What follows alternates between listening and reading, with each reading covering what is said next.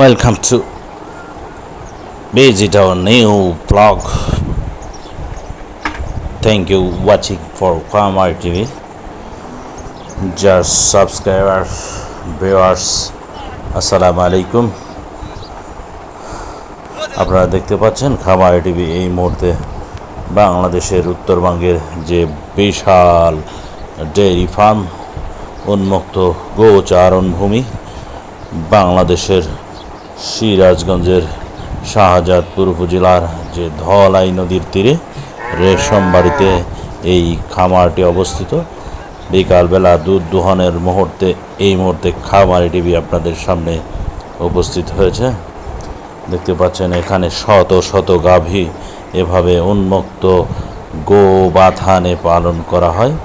আপনাদের দেখাচ্ছি এখানে যে গাভীগুলো বেশিরভাগ দেখা যায় সেটি হলো হলস্টিন ফ্রিজিয়ান, জার্সি এবং ক্রস যে হাইব্রিড জাতের যে উন্নত জাতের যে গাভীগুলো এখানে লালন পালন করা হয়।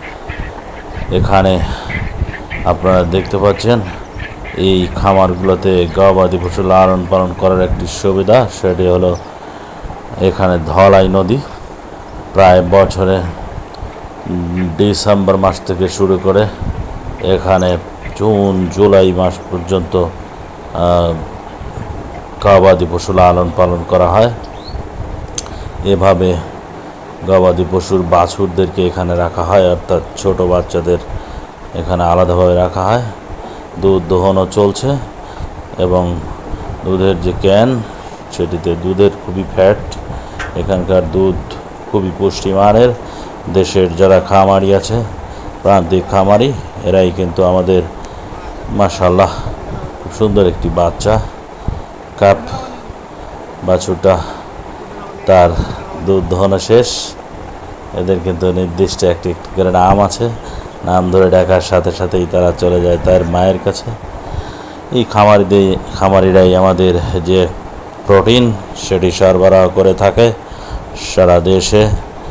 এই দুধ মূলত মিল্ক ভিটার মাধ্যমে প্রসেস কালেক্ট করে সারা দেশে ভোক্তাদের মাঝে বিতরণ করা হয়। এখানকার খামারিরা মোটেও এখন ভালো নেই, কারণ খামারিদের যে গোখাদ্য সেটির দাম প্রচুর। বলা গেলে উৎপাদন খরচই তাদের এখন হচ্ছে না, যদিও এখানে দুধ এবং যে গবাদি পশু সেটি উৎপাদন খরচ কম, কারণ উন্মুক্ত গোচারণ ভূমিতে তারা চড়ে বেড়ায়, খায় এবং সেখান থেকেই যে দুগ্ধ তারা পায় সেটি মূলত এই বলা চলে যে 6 মাস তারা এভাবে রাখে। তারপরে বর্ষার সময় বাড়িতে যখন যায় তাদের প্রোডাকশন কস্ট আরও বেড়ে যায়। খামারিরা অনেক আগে ভালো ছিল, কিন্তু বর্তমানে তারা ভালো নেই, সেটি খামারিদের বক্তব্য। সুপ্রিয় দর্শক, খামারি টিভি সবসময় খামারিদের কথা বলে। খামারিদের দুঃখ দুর্দশা, খামারিদের সফলতা সম্পূর্ণ চিত্র খামারি টিভির মাধ্যমে তুলে ধরা হয়।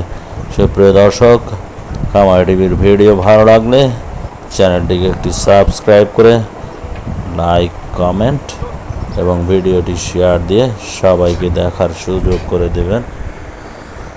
সাথে থাকার জন্য অসংখ্য অসংখ্য ধন্যবাদ।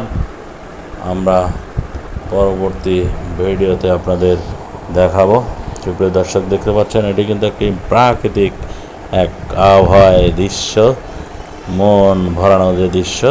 গরুগুলো চলে আসছে ধলাই নদী থেকে, তাদের যে দানাদার খাদ্য খেয়ে এখন খামারের মধ্যে প্রবেশ করছে। তপ্ত রোদ, এখানকার যে বর্তমান আবহাওয়া সেটি কিন্তু মোটেও ভালো নেই।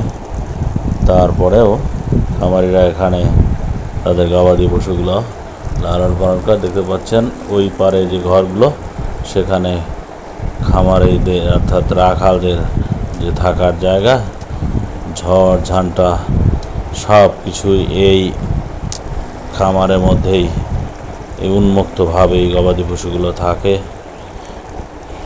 সুপ্রিয় দর্শক, নতুন কোনো ভিডিওতে নতুন কোনো জায়গায় আপনাদের সাথে আবার দেখা হবে।